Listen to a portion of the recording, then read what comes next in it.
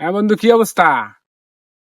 আরে বলিও না, এত টাকা পয়সা কি করি, হ্যাঁ চিন্তায় আছি। হ্যাঁ, হাত দিয়ে টাকা গুনতে পারতেছি না, ভাবতেছি একটা মেশিন কিনবো।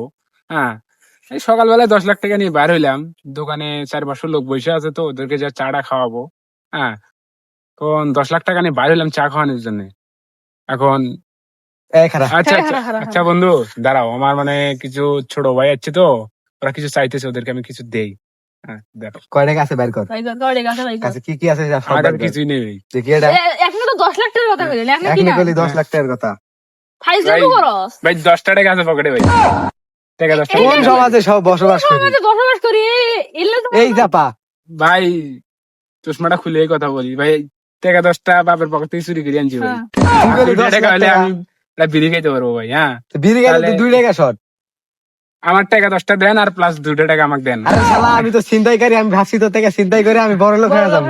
তোরে এখন ভাই, আমার টাকা দিমু।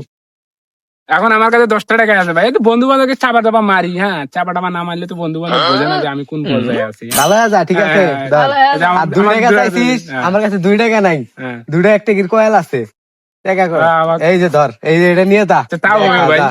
ধন্যবাদ ভাই, যান, যান, যান। ধন্যবাদ।